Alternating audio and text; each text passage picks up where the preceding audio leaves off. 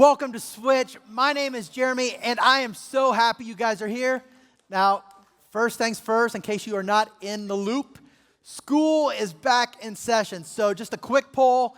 How many of you like school? You are a fan of school. Raise your hand if that's you. Very cool.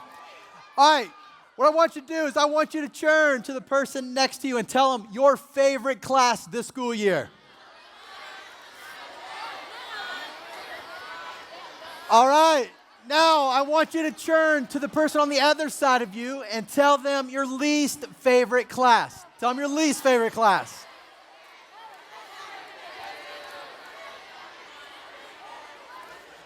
So, if you would have asked me this question my freshman year of high school, what my least favorite class was, the answer would have been really, really easy. It would have been a class called Current Events. Now, the way that current events worked was actually really simple. You would, every week, write out 10 sort of current events, and then once during the semester, you did a presentation. And so I did a presentation on a guy named Magic Johnson, and it was really cool and really big. And I remember reading, researching, writing out all the things I was going to say. And I got to the end, right before my presentation, and there just was something missing. There was some pizzazz, some wow factor missing. And I thought, you know what? What if I get a picture drawn? So I decided I would have my neighbor who lived across the street in his parents' basement draw me a picture. So you never know. I've never seen any of his artwork, but I decided he's going to do this for me and add some wow factor. A couple days later, he brought me my picture. And if I were to tell you that the picture was good, I would be lying. Because when he handed me the picture was actually incredible. And I say that very, very just honest. And it was so incredible. I remember when I went to school that day and I was sort of getting ready for my presentation, a teacher that I'd never seen before walked up and he began to ask me questions about my picture. He asked about the class and what I was talking about, all those different things. And at the end of it, he goes, "Man, I am just impressed by this picture." And he asked me a question that was really simple. He said, "Did you draw this picture?" Now, I don't know if you've ever had those moments where everything inside of you has one answer, but your mouth says something different. Okay, so for me, it was like, no, of course I didn't. But my mouth said, yes. And I said yes. And I didn't think much about it. He walked away. I walked away. I went to my classes. No big deal. Until I got to my current events class, and this teacher who I'd met for the first time was standing in the back of the classroom with the principal of the school. Now, this was a 6A, thousands of students sort of school, and I thought, it's really weird that they're here. They must know what a good presentation this is going to be. Gave my presentation, and at the end of the presentation, our teacher stops the class. You know, they do the courtesy, yay, you have to clap because we're in school. They make us, everybody's a winner. And all of a sudden, the teacher goes, "Hey, we have a special announcement." And she brought up the principal. I didn't know why they brought up the principal at first. And the principal comes up, she goes, "Did you draw this picture?" Once again, everything inside of me said no, but my mouth said, yes. Okay, because I was stupid. And then the game really shifted. She goes, "That's great to hear because we want to take your picture and we want to put it in the glass case." Now, the glass case was like when you walked into my high school, it was like the first thing that all the guests would see. And there's like this light that would be like beaming down on it that you would see this thing. And she asked me another question, another chance for me to sort of bail out of this lie I'm in. She goes, "How long did it take you to draw this?" Not long. Now, that day, why did I lie? I mean, part of it's because I liked sort of the approval I was receiving. I liked sort of how everybody sort of was a fan. I liked just sort of the limelight. People were paying attention to me. But let me tell you the biggest reason that day why I lied. Because I lacked something that every game changer has to have. I lacked character. I lacked character. Now, when I say character, I know that can be a little bit of a different word. So let me just sort of tell you the definition we're going to use for character. Character is the will to do the right thing no matter what it cost you. The will to do the right thing no matter what it cost you. Think about some of the game changers. Martin Luther King Jr., for example. Martin Luther King looked at the world around him and he said, hey, the way people are being treated, this isn't right. He said, I'm going to do the right thing. And so he started a movement. And this movement had a dream. And he said, I have a dream that my 4 little children will live in a nation where they won't be judged by the color of their skin, but by their character. And he took it all the way out. No matter what it cost him, he kept following this dream, pursuing it, and it changed our country. Not only did it change our country, it changed other countries. He was a game changer. Martin Luther King had character. Another person I think of is Mother Teresa. And much like Martin Luther King Jr., she looked at the world around her, and when she looked at the world, she noticed that, you know what? There are people out here, the people that our society don't care about. And so at the age of 18, she made a decision that she wasn't going to be like them. She was going to take care of the unloved, the uncared, the unnoticed. And she moved to the poorest of the poor, and she moved to a place called Calcutta, and she began to love on people. She did it over and over and over. And it cost her everything. But she didn't care. Why? She was a game changer. She had character. Now catch it, in both those situations, it wasn't a one-time thing. It was something they did over and over and over that revealed their character. So here's my question for you. What is the things that you are doing over and over and over that are revealing your character? When people look at you, what do they see? Because here's what I know. We are what we repeatedly do. We are what we repeatedly do. And I want to look at a story today just about that. If you have a Bible, turn to Daniel chapter 3. And I want to look at 3 teenagers who not only showed their character, but they showed their character to an entire nation, to an entire country, and how their character changed the game. Daniel chapter 3, it's a story of Shadrach, Meshach, and Abednego. Or Abednego, so it depends on how you want to say it. And in the story, when they walk in, it's not just sort of they're good people. Their country had been defeated in a war, and because they were the brightest, because they were the best, they were taken as captives, prisoners of war, to this country called Babylon. And in Babylon, the king basically said, hey, I'm going to make you work for me and my kingdom. And so if you're sort of listening to the story, and there was a soundtrack, the soundtrack would probably sound like this.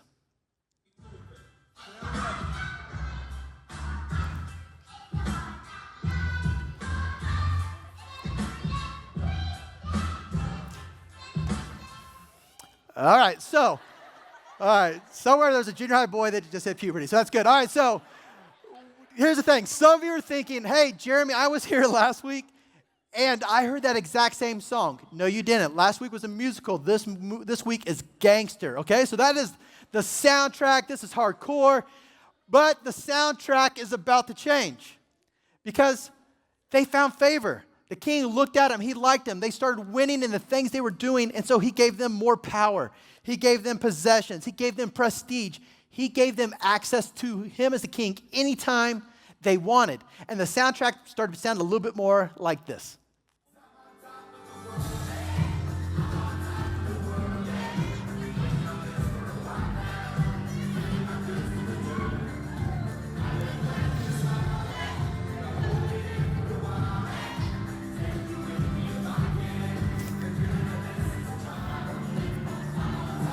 All right, so the thing, though, is that didn't last long because the king decided that he was going to build a 90-foot statue, and not only was he going to build this 90-foot statue, it was going to come with this rule or this law. So let me read it to you. Here's what he said, Daniel chapter 3, verse 5. He says, when you hear the sound of the horn, flute, zither, lyre, harp, pipes, and other musical instruments, we'll just say the band, bow to the ground to worship King Nebuchadnezzar's gold statue. This is the rule. When you hear the band, bow down. He says, anyone, if you don't do this, anyone who refuses to obey will immediately be thrown into a blazing furnace. So at the sound of the musical instruments, all the people, whatever their race or nation or language, bowed to the ground and worshiped the gold statue that King Nebuchadnezzar had set up. Now, at that moment, the soundtrack changed to this.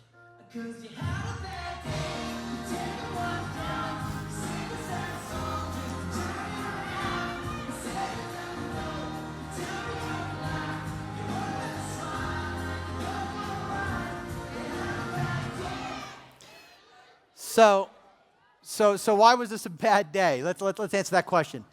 You see, when Shadrach, Meshach, and Abednego, when they came to Babylon, they had everything taken away from them. They had their name changed. They had their identity changed. They had their diet, what they ate changed. They were taken away from their family. They were taken away from their friends. They changed the game. And the only thing they could hold on to is, hey, we can still worship our God. And now here's this king saying, guess what? You can't even do that anymore. Now you're going to worship my gods. Now you're going to worship my statue. And in this situation, there was no reason for them to go against the king. They had every reason to sort of say, all right, I'm going to go with it. Because think about it. The choices are, you can either bow down and apologize to God later, or you can die. Their back's against the wall. It's sort of a no-brainer. And not only that's happening, but everybody else is bowing down. Not a few people, everybody is bowing down except for them. Now, here's the deal. You guys can relate to this. You guys get it. You know what? Everybody's sort of wearing those types of clothes in your school. Everybody sort of talks back to their parents with your friends. Everybody sort of does these certain things, and just everybody's sort of doing it, right? What do you do when everybody else is doing it? And it seems like in order to sort of get ahead, I got to do what everybody else is doing. The story picks back up. Nebuchadnezzar, they said, so they picked back up, I'm sorry. And Shadrach, Meshach, and Abednego basically say, we're not going to do it. We're not going to bow down. Even though everybody else is going to do it, we're going to go ahead and we're going to keep serving our God. So Nebuchadnezzar the king hears about it. And he says, hey, bring those guys in. I want to have a talk with them. So that's where we're going to pick back up. It says this. Nebuchadnezzar said to them, is it true, Shadrach, Meshach, and Abednego, that you refuse to serve my gods or to worship the gold statue I've set up? I will give you one more chance to bow down and worship the statue I have made. And when you hear the sound of the musical instruments, but if you refuse, you will be thrown immediately into the blazing furnace. And then what God will be able to rescue you from my power? So if you're familiar with YouTube, there's a kid on YouTube that sort of reminds me of this king. The king wants to save him, and he's like, okay, look at Linda, look at honey, look at, hey, Shadrach, Meshach, and Abednego, look at. You have two choices. You can bow down right now to this gold statue, look at, or you're going to burn in this furnace that's right over here. So basically what you're saying is, hashtag, you have no choice. Hashtag, I'm the king. Hashtag, don't be stupid is sort of what he was sort of saying to these guys. And if you look at the picture, it sort of seems like a no-win situation for him, right? I either bow down right now or I die right now. But listen to their response. Shadrach, Meshach, and Abednego replied, "Oh, Nebuchadnezzar, we do not need to defend ourselves before you." What? It says, if we are thrown into the blazing furnace, the God whom we serve is able to save us. And he will rescue us from your power, your majesty. That's a cocky thing to say when basically the thing that's going to kill you is right there. The person who has the power to kill you standing right in front of you. They keep going. But even if he doesn't, even if God doesn't save us, we want to make it clear to you, your majesty, that we will never serve your gods or worship the gold statue that you have set up. You know what you just saw right there? That's character. They're willing to do the right thing no matter what it cost. It was character. Now, character isn't always received well. The king actually gets ticked off, according to the Bible, and he says, hey, turn up the heat in that furnace 7 times hotter. And so they wrapped him up in ropes, and they threw the Shadrach, Meshach, and Abednego into the fire. And then the king walks over to the front row seat so he can watch them burn, burn, burn. And so he's there, he's watching. And it says when he looked in, he not only saw 3 people in the fire, but he said he saw a 4th, and the 4th one looked like a god. Catch this. When you stand for God, He's going to stand with you. And so in the story, they're throwing the fire, and the king says, oh, wait. Get them out of the fire. We need to talk. Hey, this isn't going as planned. And so he pulls them out of the fire. And the king's amazed.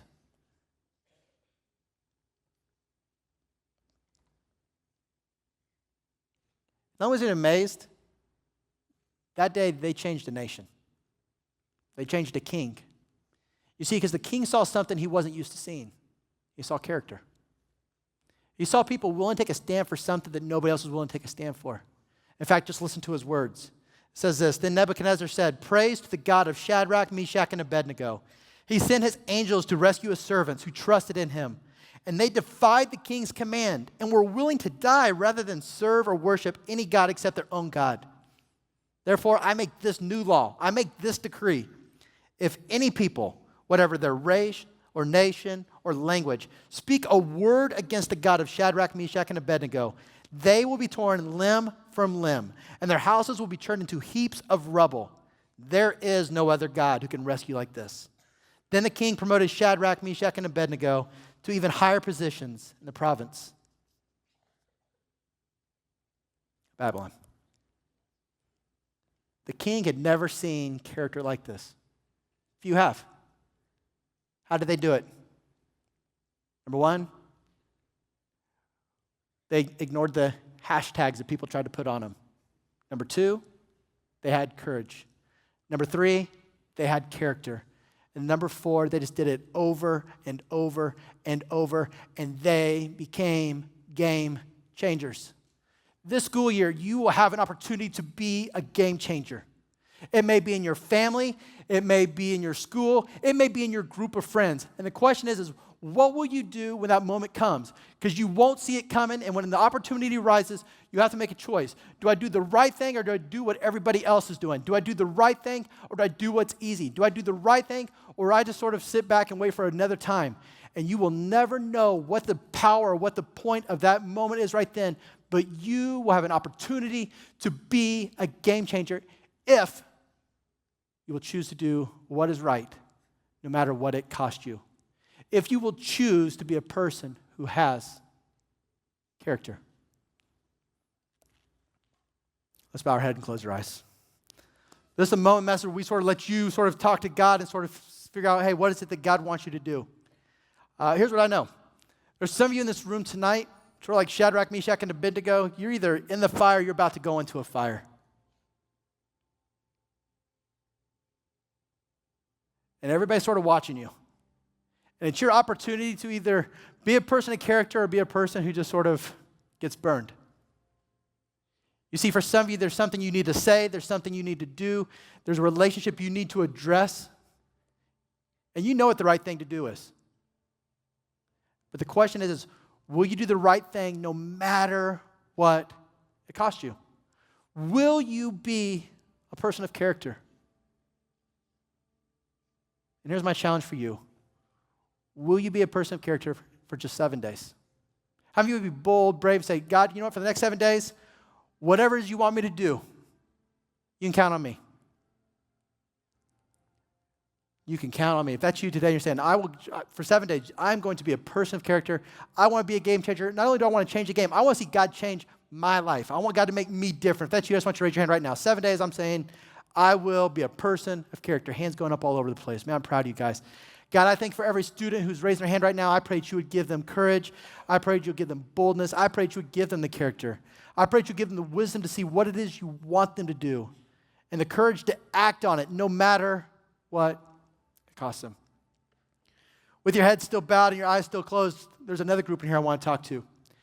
And today, this isn't about little things. This is about the biggest game-changing moment of your life.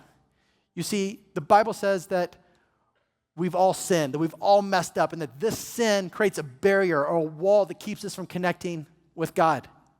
And God wasn't happy with that, so in his loving ways, he sent his son, Jesus, to this earth, and he lived a perfect life. He had perfect character.